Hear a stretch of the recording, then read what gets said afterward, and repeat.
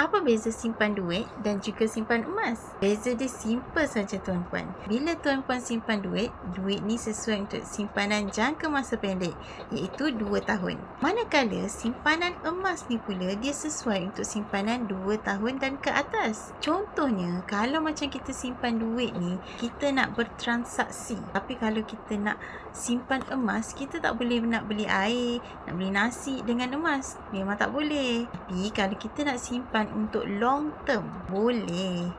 Kelemahan duit ni tuan-puan, dia kena inflasi. Cara nak mudah fahamnya, dulu kita bawa RM100 ni, kita pergi pasar raya boleh beli 1 troli barang. Hari ni kalau bawa RM100 ni, boleh dapat lagi tak 1 troli barang? Jawapannya tak boleh. Itulah kita panggil inflasi, kenaikan harga barang, menyebabkan kita perlukan lebihan duit untuk dapatkan barang yang sama.